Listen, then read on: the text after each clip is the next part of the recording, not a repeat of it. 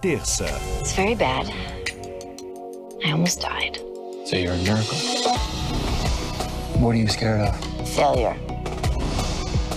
This whole hospital needs to remember why we're here. It's gonna be a hell of a ride. You ready? Let's go. Well done, team. Feels like the old days. Finally. Grey's Anatomy. Terça. Primeiro no Sony. Fique em dia no br.sonychannel.com.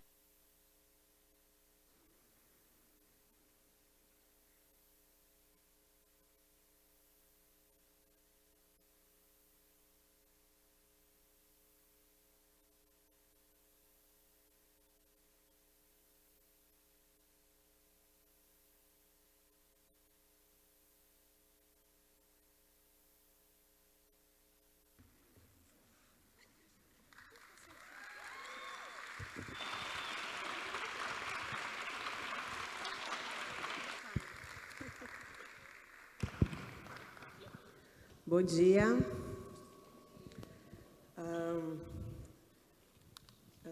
Grey's Anatomy and Station 19, from storylines to scripted development to production. I'll just say the event in Portuguese, okay? No ar, desde 2005, Grey's Anatomy ainda consegue mexer com a emoção do telespectador. Tramas e mais tramas são criadas a cada temporada para surpreender e envolver o público. Neste painel, o roteirista Beto Skubs e a produtora Kiley Donovan celebram os 400 episódios da série original criada por Shonda Rhimes, completados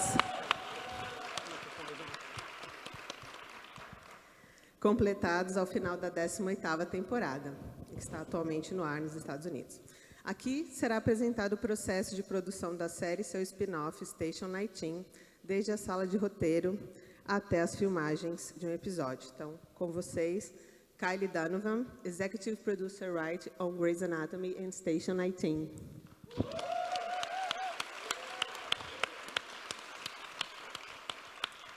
Beto Skubs, Writer, Producer on Grey's Anatomy. And Stefania Spampinato, Actress on Grey's Anatomy and Station 19. Welcome and thank you for being as here to see. Thank you. Thank you. Obrigada. You have fans, you see. Well, I'm going to start with the question regarding storytelling. So for, I think, both Beto and Kiley. How does the map for the season and the script development process work for both shows? And okay, you can start there and then I go. Okay, I can start with the general. We start the season by mapping out the entire arc of the season. Usually we start with characters, so we take character A, for instance, where did we leave them next season? Where do we want them to be on the next one? And we do that for each character. We beat it out, and slowly we break those things down in smaller pieces. Eventually we break them out in little arcs, and then into episodes, and eventually after that process we start writing episodes. I'm sure you can talk a little bit more about that. Sure. Hi, everyone. Thanks for having us. Yeah, so we start with sort of like what we call blue sky, which is where we just sit, the writers all get together for story camp, and we sit around and talk in big, like, thematic terms of, like, what's Karina's theme for the season, what's Meredith's end goal for the season, and start from there and then really drill down. So it always goes like macro to micro, and things change, maps get thrown out all the time. That's kind of the name of the game, yeah. And how does the process work? I mean, during the entire development, how do you divide the team, or how you organize to write the script? It's, I don't know if I'm being very clear. Yeah, there's no formula for it, at least on our shows. It's something that evolves as we determine what stories are going in which episodes, because there's usually a certain writer who's better for that story, or a writer who pitched something from their personal life and they want to write that. And so it kind of we go along, we feel as we go, and there's no set, like, I'm gonna write this many episodes, or so-and-so's gonna write these episodes. But truly that's the beauty of a TV writer's room, is that everyone is involved in everything. So everyone in the writer's room has their fingers in every story at some point, every script at some point, and it all funnels through the showrunner in the end to keep the unified voice of the show, even with so many people being involved in it. Cool. How many people in the room of each one? On Station, I think it's 12 of us, and on Grey's, I think in Grey's it's also 12, but if you include the medical researchers, the doctors, the assistants, the showrunner, Kylie, when everybody's in the room, I've counted one time 23 people. But on like a day-to-day basis, it's usually around 12 to 14. Wow. but with everyone kind of like, some people are on set or prepping, like every day there's about like 6 or 8 people that are involved. Like if you say, I need to talk about a story with some people, that's who's usually available. Yeah. Okay, cool. Now for Kylie, you work 2 different separate writers' room. What is the process and the dynamic and your relation with Krista, the showrunner, to do the bridge with the 2 series? Between the 2. It's really hard. There are a lot of episodes of each show, and we're making them simultaneously. Stefania knows, like, we're often shooting right on top of each other, and one episode, it's a lot to keep track of. And so Krista obviously is the showrunner of both shows, and I'm her number 2 on Station and a co-EP on Grey's, and so it's my job to make sure that there's continuity between the 2, and that if we're going to do a particular story on Grey's, that the episode of Station 19 that airs the same night doesn't have a repeat story, or that Karina doesn't say something in the episode of Station that then contradicts what's happening in Grey's, which can be hard because there's so much going on at once. So it's a lot of reading all the drafts, reading all the notes, making sure, everything's clear. And sometimes it is a very last minute change. And often, I'm going to get in trouble for saying this, but it's the actors sometimes who come to us, like Jason George will say, I said something on the other episode that is the opposite of this, or like Shonda will say it, and we'll be like, shoot, yeah, so okay, thank you, and we'll fix it in the last minute, because that's the pace that we work at. It's super fast. Yeah. Cool. And for you, Stefania, as actress, how is it to be in 2 shows? In both shows, it's so fun because it doesn't happen very often that you get to play the same characters on 2 shows, and nobody could have predicted it, that a doctor would have been one of the main characters in a firefighter show, and it happened very organically. And I feel like on Grey's, I get to do more doctory things, because obviously it's a hospital, that's where the show happens. And on Station, it's more, the story goes more around my relationship. So it's like personal life choices, kids, marriage. And so I feel like I get to use my right brain as an actor on Grey's and my left one on Station. But it's incredibly fun. And I feel like it's so very collaborative, because everything happens so fast with the writers. I don't know if it's a normal way to work, but the writers are always very open to, I don't know if other shows are so open. I feel like you and Krista are always so open to suggestions from us actors. No, we're just better writers than Jenna. But it does feel like everybody is listening to whatever we might say, like, I said something in the previous episode that might not make sense on this one, but it's fun. It's incredible. Cool. I think that's for all of you. Since the beginning of the series, the cast of Grey's has always presented a diverse cast. In season 18, you have a character, Kay Bartley, did I say that right? Kai. played by E.R. Fatmaster. How is diversity and authenticity reflected in the script room? And do you work with the script writers or consultants to develop those characters? And what is the contribution for, people from another country like Stefania and Beto and so on? I'll just start and then you guys talk about it here. Okay. We do have very diverse writers' rooms.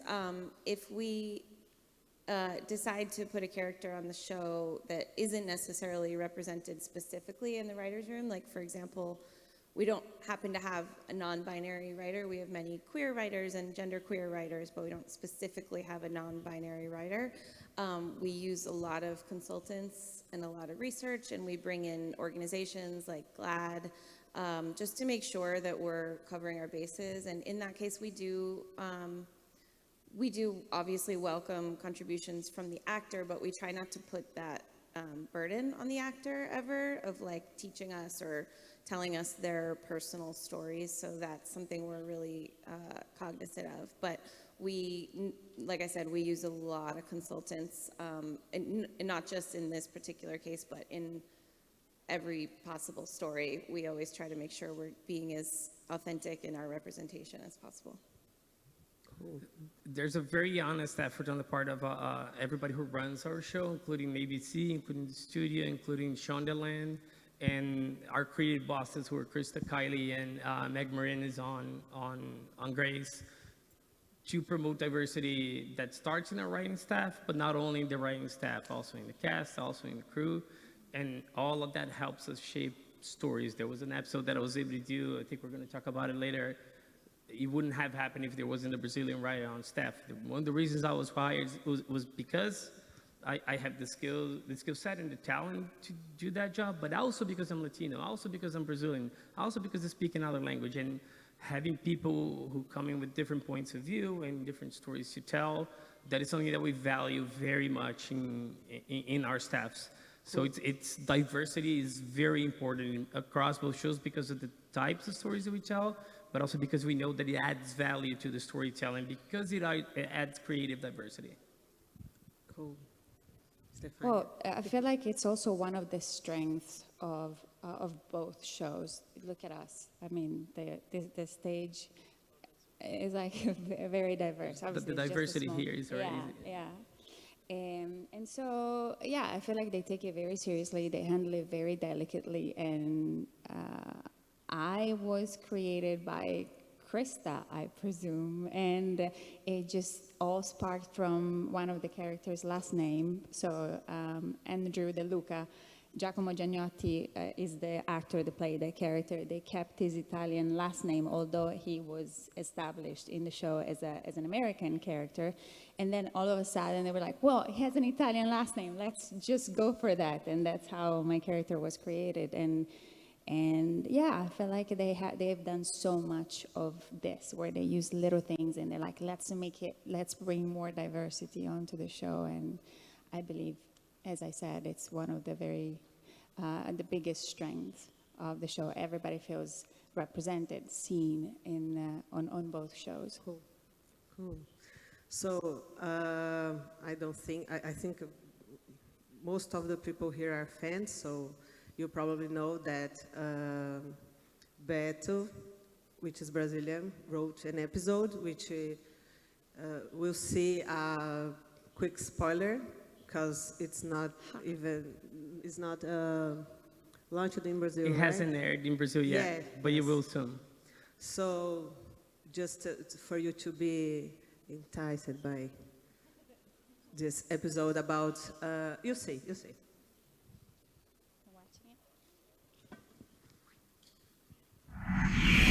The family's been on the road for weeks, so anything they need, meals, cots, clothes, just put an intern on it.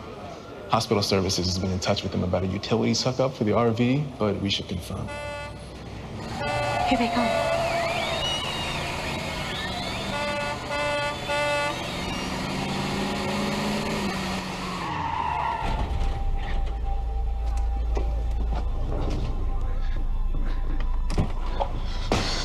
Daniel, what's wrong? I don't know. She suddenly was starting to feel a little dizzy. Come. I'm get a gurney. Fernanda, it's Dr. Maggie and Dr. Ndugu. I feel everything's spinning. When did it start? About 20 minutes ago. I drove as fast as I could. We need to get her inside right away. Dr. Maggie, are you here? Did I make it? Yes. Fernanda, you made it. You're in Seattle. You're at Grace Sloan. I made it. Yes. We gotta get her to the PICU right now.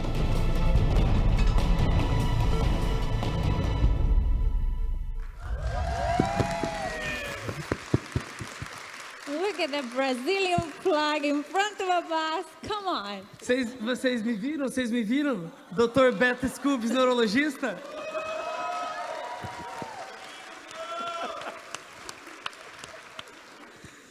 Very cool. So, Beto, Neurologista.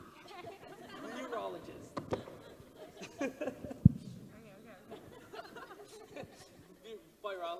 Virologists have been last season.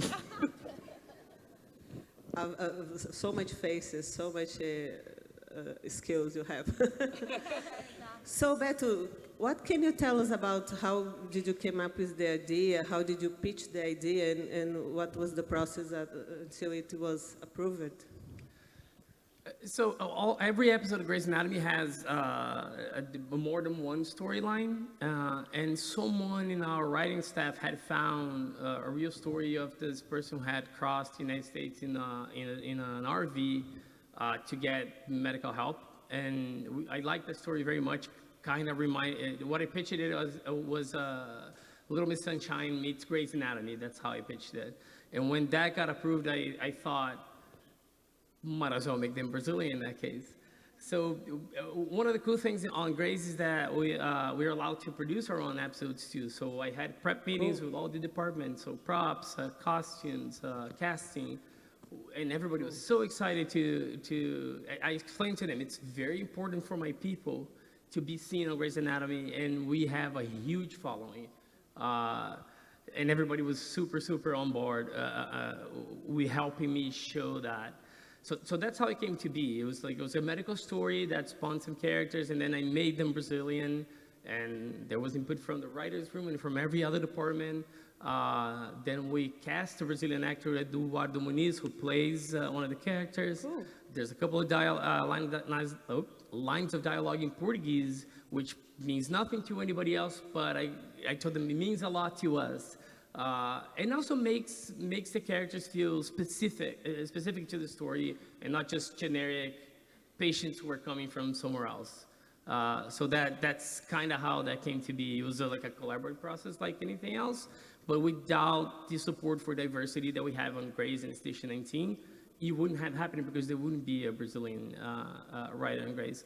And Kelly McCreary, who plays Dr. Maggie Pearson, is one of the doctors in that story, said to me during the shooting, she said, I can't believe that it's been 18 seasons of Grey's Anatomy and we haven't done a Brazilian episode yet. It's crazy because we had so many Brazilian fans. We could do half a season of Grey's Anatomy for Brazil. And that is just like the sweetest thing. And the episode hasn't aired yet. That's not a big spoiler. It's more like a teaser. And it airs in Brazil in the Sony channel on May 24th at 9 p.m.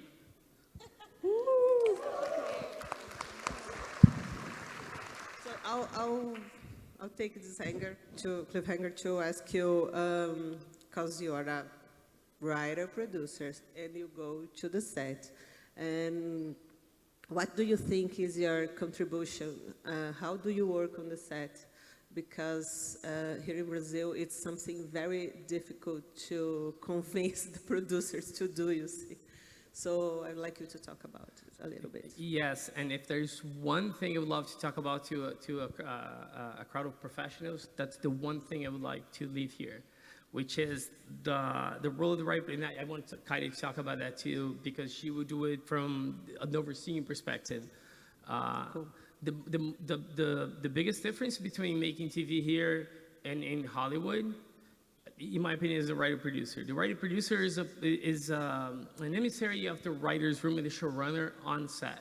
So we're not there to fight the director. We are not there to take control of anything. We are there to be the person that is responsible for story, the same way other department heads are there to be the heads of their departments. And we have prep meetings, especially one called tone meeting, before we start shooting the episode, where the showrunner, the director, the editor, the writer, all the department heads are in it, and we go through the script scene by scene, and this meeting is led by the showrunner, or we talk about, this is where this scene is supposed to be. This is supposed to be a little funnier. This is supposed to be a little lighter. This is supposed to be a little more dramatic. And we all take notes so that when we are all on set, we know what the scene is supposed to be. So what ends up happening on set is that if an actor has a question about a line, if they are having trouble saying a line, and we need to quickly do a rewrite, it's the writer who does it, because we are right there. If there's, sometimes they want to change a line because, I don't know, can I say blue instead of green? And we can tell them no, because on episode 7 that's coming in 2 episodes, the thing is green. And the director might not know that, because our directors rotate way more than our writers.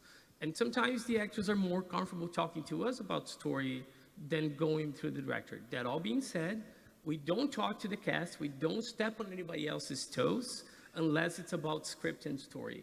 And that helps keep the unity, and especially the tone of the show and the tone of the scenes, the way we agreed all sign off on during pre-production. Cool. So Kiley, what's your relationship with the directors? And explain a little bit to us, because in Brazil it's different most of the time. So how does it work? How do you think there's some kind of profile of director to do this kind of work, or do you think all kind of directors can do it? So could you tell us? Yeah, it's so in television, in Hollywood, most TV shows nowadays, I don't know that it's always been this way, but the standard practice now is that in addition to the showrunner, who's sort of course, in charge of the writer's room, but is also overseeing cast, crew, everything, there's another role called the producing director. That's typically, it's someone who has a lot of experience directing television. Sometimes they're the person that directed the pilot. Obviously, for our shows, that's not true because the pilot was 1,000,000 years ago, but... In Brazil, we have a similar role to that, which is the Diretora Geral, I think, just for reference. Okay, so the producing director is basically is in charge of the crew and makes most of the decisions in terms of who the guest directors will be and making that schedule. And it's good because then you have a unified vision in terms of like when a guest director comes in to direct an episode, the producing director sits them down and walks them through, like, here's the visual language of the show. Like, don't reinvent the wheel, take risks and make it your own, but know that we don't do dissolves on the show, or we don't do this kind of coverage, or whatever it is, and helps the director understand, like, the showrunner's vision for how they want the tone to be.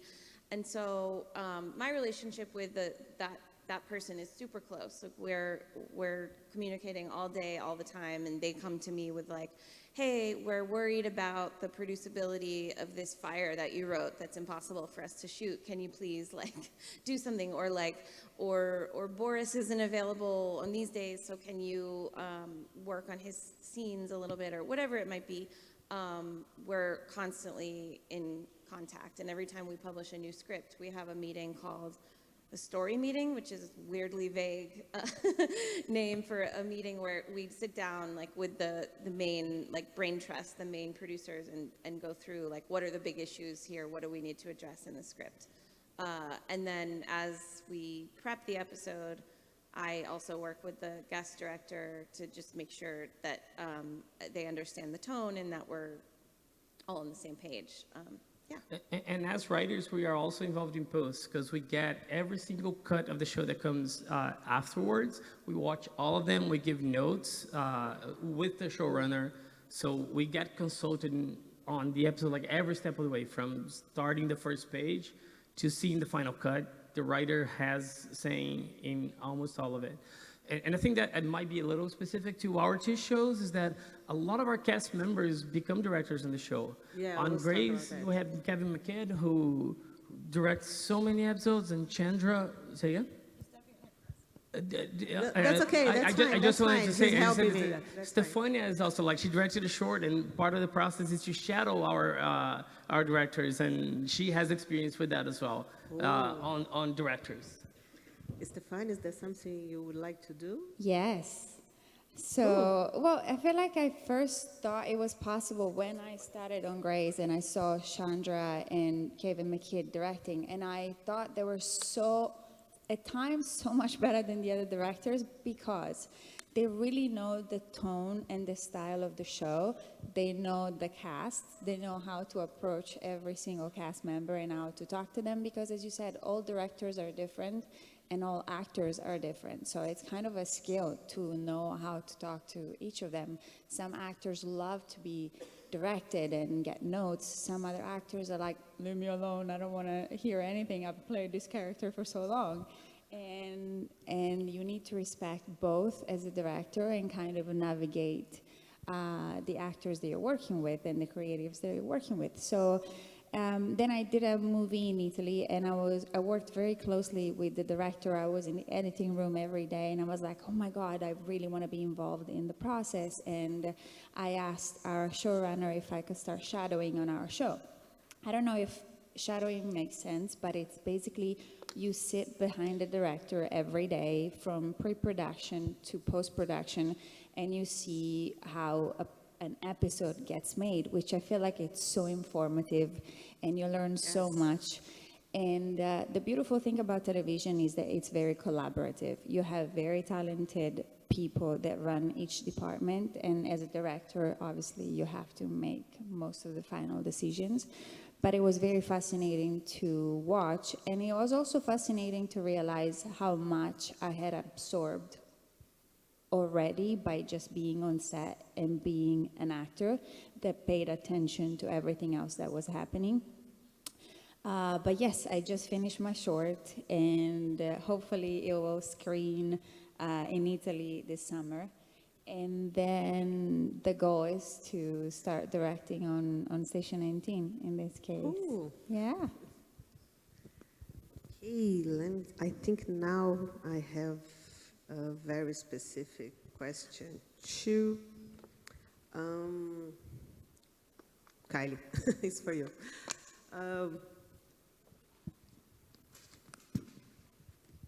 Station 19 started off as a spin-off of Grey that had few elements connecting both shows.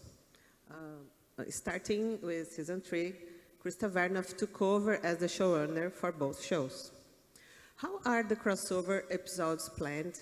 Are they planned in advance when you start to develop the season, or do you write them when the network and the creative team find it necessary to tell the stories? I know you said something about that, but I think here what I'm trying to get from you is there something different about the tone? What is your role in how to do this connection? I don't know if I'm being too clear. No, yeah, I think I understand. It's a mix. Sometimes we start the season knowing we really want to do, or the network really wants us to do one big crossover premiere or in the middle of the season.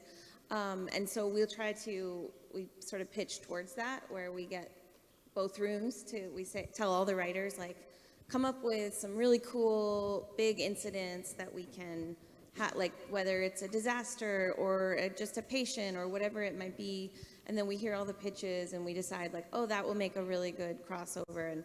And what we're looking for in the crossover is always different, because you can only have so many hurricanes and floods and earthquakes and things like that. So sometimes it's like, oh, that's a really good patient that we want to see, the firefighters rescue them and then see them come into the hospital. Sometimes it's not planned. It's just like we write a story on Station 19 and Krista will say, wait, I want to see more of this patient. And we end up like rewriting the Grey's episode to put that patient in the next episode, just because they were really compelling. And sometimes it's not a big event. Sometimes it's as small as Karina's character appearing on both episodes, or Ben, or Bailey. Sometimes it's just the small, like, organic crossover, which we don't call it a crossover, and you know, we're not the marketing team, so it's up to the network how they market something. When they decide to call it a crossover, that's their decision. But usually it's like those big event type things. Kylie always wants to kill people, and Stefania and I are the people who protect. That's not true. Okay, so regarding production now, can you tell us how many pages are filmed per day? You have to say the words. It's a rough day is like 7. That's a hard day. What, the roughest day you wrote? And it was 7 pages of just 2 actors in one apartment, in one house. And I was like, what? This feels like a theater play. And it was amazing, I have to say. But the thing that got us a little bit like, what? Is that the lines changed the morning of. I'm totally throwing you under the bus. No, blame Krista. But it was amazing. I feel like as an actor, again, being able to do like a 7-page scene is so fun and so rewarding. And the director, Peter Page, that day was like, we're just going to play. We're just going to handle it like a theater play, and we're going to have cameras everywhere. And let's have fun. And it was amazing. So 7 pages, the answer. And the long answer. As you guys probably mostly know that are in the business, it's like a 7-page day is only possible when it's like literally 2 actors in a room. If it's, we have on both shows, we have a lot of scenes that are like 6 people in a room, and those scenes take a lot longer because you have to move the camera and do the coverage, and so those days are like 4-page days probably. And on station, when we have like big action scenes, sometimes you'll look on the call sheet, which is like the day's schedule, and it'll be like 1.5 pages, and you're like, how, what, the whole day? Yes, because you wrote something ridiculous. It's, yeah. It's also true, I feel like the hours are different here. In America, we work 12 hours days. And I know, that's the face. She did the face, she was like, in Italy, when I shot my short, I was like, great, they're gonna have 12 hours, plenty of time. And they were like, no, it's 8 hours plus 1 hour lunch. I was like, what? How do you get anything done? So that's also... And 12 hours is a good day. It's like, that's not going over. Oh my God. Yeah. But It's 9 days per episode, now 10 during COVID protocol, but that's how many days we have per episode. Cool. But do you think the studio system helps to make these 12 hours more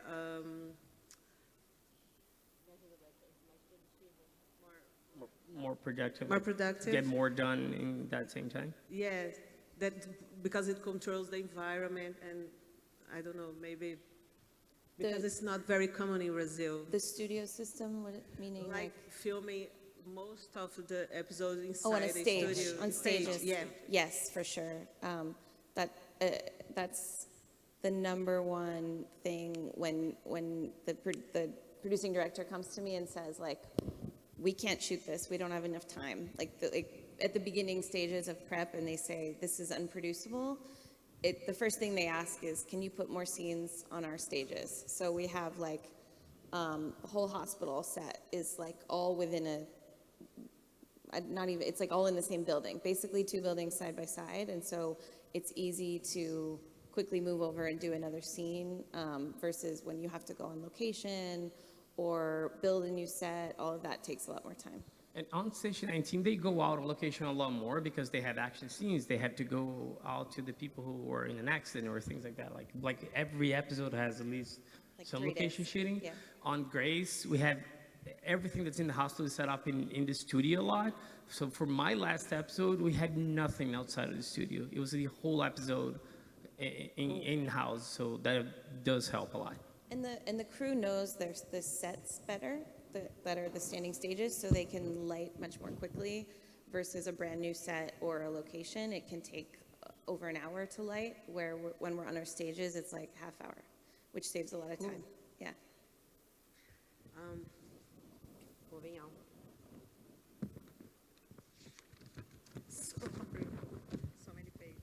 I'm gonna tell a joke. I'm joking. No. Please, help In me. Portuguese. Help me. I ask all the questions. No. To all of you. Grey's Anatomy has been on the air for 18 seasons, 400 episodes, and is still very successful in finding new audience every day.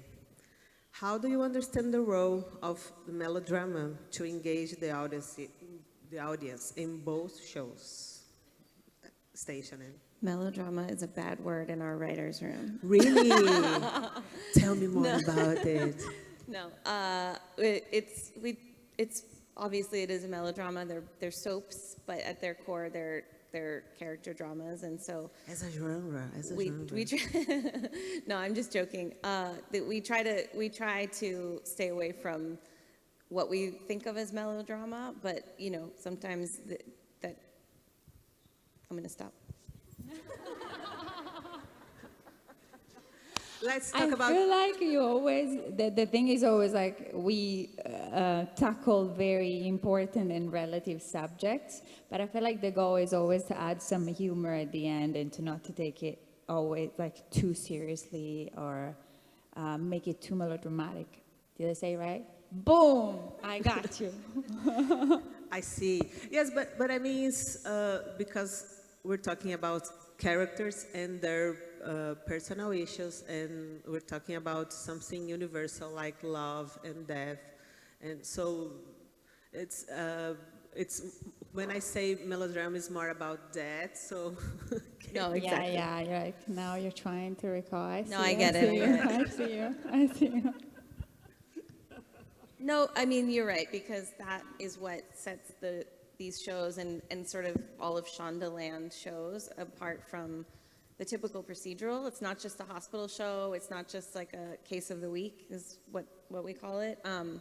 It's the people watch the show and have been watching the Greys for 18 years because of those relationships and the love, the death, all of that. And that is what makes it special. And the character growth of her. Our doctors are now world-renowned, successful people, but they were not in the first episode of the show. So they change a lot, and we're bringing new characters to refresh that, so we can still have the funny and the comedic and the messy. Being messy is a very important ingredient of Grey's Anatomy, I think, and also in Station 19, that's one of the things we learned from that, I think. I feel like also Grey's and Station both tackle very relevant subjects. Yeah, very topical subjects. Very important, but it's so interesting how they still stay relevant 18 years later. Like how the first few seasons of Grey's Anatomy tackle subjects. They're still relevant. Yeah, I'm busy. 20 more minutes. Yeah. Great. Let's see. I really would talk about more of that, but we'll get back to that. Grey's Anatomy is one of the shows that are timeless and always finding new audiences. Why do you think it speaks so well to new viewers, and what is the secret to still engage viewers that have been with the show for the start and new ones? Of course, changing the cast may help, I think, but please. I'm going to tell you all the secret to having a successful TV show. Just kidding. No one knows. Let me take my notebook. Like I said, I think it's the relationships, it's the character growth. What was so groundbreaking about Grey's Anatomy 17 years ago was that Shonda Rhimes created this female character that was carrying an entire show in a genre that was not solely represented by men, but generally there weren't a lot of like female doctors at the center of a show. And there honestly weren't a lot of females at the center of a show that wasn't a sitcom or wasn't kind of about, oh, I'm a woman, it's so scary. But like she was allowed to be flawed and complicated and make mistakes and be good at her job, but not always perfect. And that, I think, was really revolutionary for people at that time. And it's what made it such a giant, unexpected hit, because no one really saw that coming. Like, no one saw the need for something like that for the viewers. And it's just kind of exploded from there, and it has continued to fill those gaps and represent people who don't feel represented on TV. And there's always something new to show and new audience to grab. And of course, with the advent of streaming, that we've just been able to continue to grow the audience. And renew the audience too. I think a lot of younger viewers discovered Grey's Anatomy way after it had been on the air for like 10 or 12 years already, and now we have a young audience still, even 18 years later. And on top of that, that's what Stefania said. Like at some point, the show decided that it isn't soap opera anymore. It's a show that talks about domestic abuse. It talks about violence. It talks about racism, and those things are things that are happening. We discussed that on our shows without losing sight of the comedy and the entertainment aspect of it. And to me, that's something that makes me very excited to be working on it. Cool. Stefania? Oh, I thought, okay. No, I feel like I second everything they said. And I mean, speaking about Grey's and station tackling subjects are very relevant. Last year, we did a whole season about the pandemic that was happening real time as we were shooting it. We were going through the whole mask thing and shield thing. And so, yeah. And no other shows did that. No They all other show. did like one episode, and then the pandemic was over, and that was a lot of what like critics were saying was, how to make a show relevant again in season 17 is to say, this thing is happening, we can't ignore it, and you might not want to watch it every night in the middle of it, but it's too important to the communities that we're representing on the show to ignore it. And then the George Floyd protests happened around that time too, and you guys especially, like we didn't ignore it, and it was, to me as a viewer of Station 18, that was very powerful. The sad thing is that some of those issues that we spoke about, you spoke about 17 years ago, are still not solved today. There's but still it's issues, also important to keep hearing about those issues. So hopefully we can go towards the solving. Yeah, I feel like I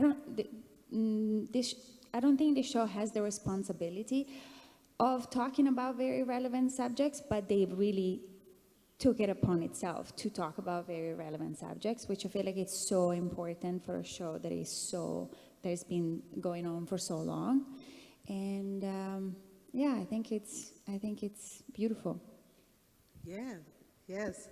And I don't know if you know about it, but there was a research made in Brazil that showed us that Grey's Anatomy was one of the series that changed behavior of the watchers, the viewers, because it's entertainment, but it's discussing serious things. Yeah, so very cool. That's cool. And how do you choose? How do you select these conflicts you wanna put on the next season?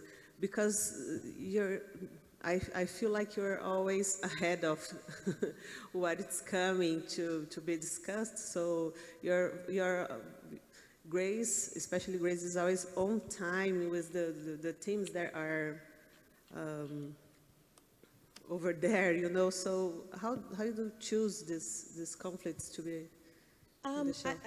I mean, it's never a discussion of like, what issue are we going to tackle next, or what thing are we going to try to solve now.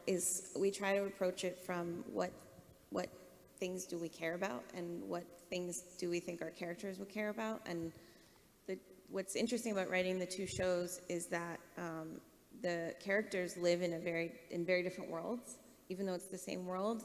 On Grey's, you have, frankly, a lot of wealthy surgeons, and they're diverse and they're plugged into the community, but they have different issues than firefighters would, who are largely working class, and they are literally out in the community seeing people on their worst days. And so we try to only do stories that are topical if it makes sense to the world, and to the world that the characters live in, and the people that they would interact with. And so we try not to like choose themes or topics that we're going to discuss, but rather like, where does it come from out of us writers, and by extension the characters.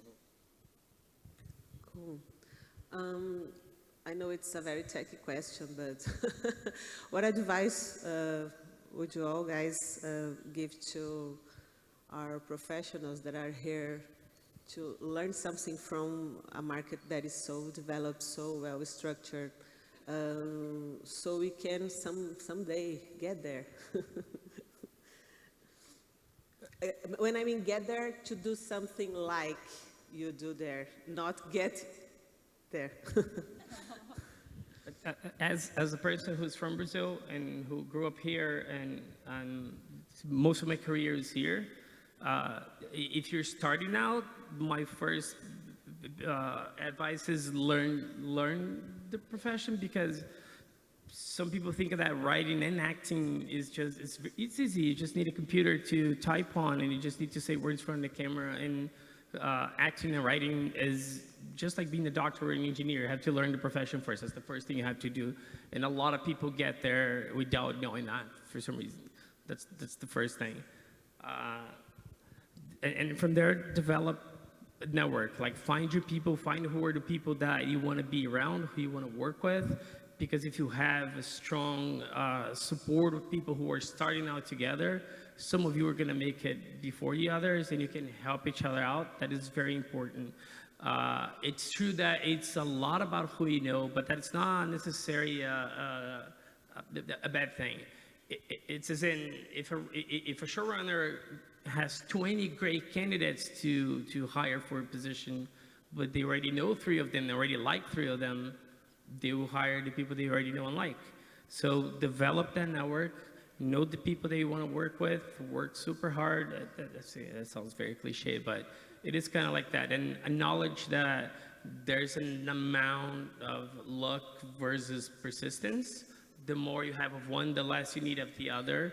And if you don't stop, if you don't give up, eventually you'll get there. I see a lot of people who work just as hard as me, or just as smart as me, could be doing what I'm doing, but they stopped before they got there. So that's what it is from my perspective.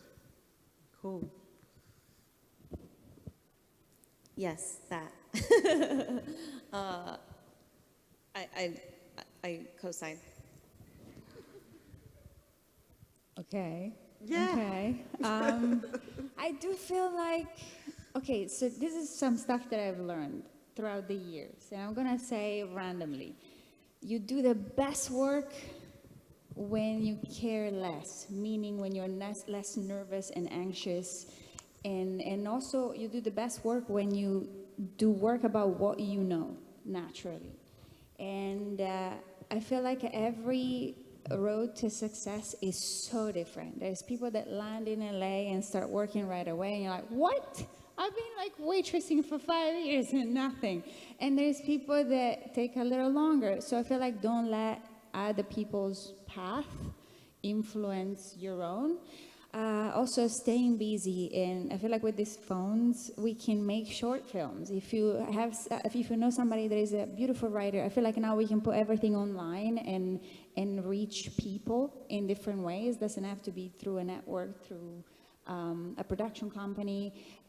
So staying busy, I think, and keep making art is also very important. Create your own network of people. They're like-minded, they like your kind of, they have the same taste, I think is very important. And what else? I think also what you said about writing what you know and what's important to you is huge, because with the field becoming so much more competitive, like everywhere, all over, not just in California and Hollywood, there's a impetus for people to chase trends or try to like make a thing that they think they're going to sell. And we all went through that, where we wrote pilots that were like not us. Anybody could have written a cool Breaking Bad type thing, but it doesn't mean anything if it's not authentic to you. And when I started having success and people started noticing my writing was when I just stopped trying to chase a trend and just write something that was important and super personal. And I think the same goes for making your films or whatever, that if you're just trying to copy something that's successful, it's not going to ring true. Yeah, we have a very good friend who was Kylie and I's roommate who did exactly that, the opposite of that. Wrote a show about drag balls in the 80s that we all knew no one's ever going to buy that, but it's a great writing sample. And that show is now called Pose and got nominated for so many Emmys, I lost count. Cool. And what can we expect for the new season? What can you tell us? Some doctors are going to have some patience and there will be drama and comedy. Okay. So, nothing. Well, the rest of season 18 still has to air here, yeah? You're in the middle of season 18. It's really good. I know. There's a lot of big changes happening at Grey Sloan this season. That's what I'll say. There are two characters returning for the finale. Ooh. Ooh. Ooh. And for the station fans, it's gonna get intense. There's some serious dramatic stories coming up.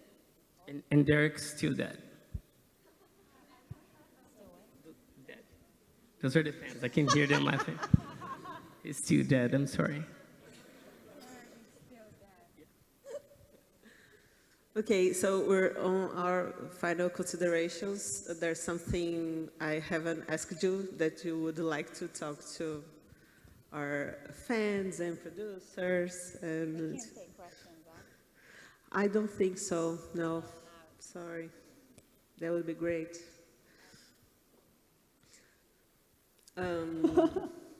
Because this is an event about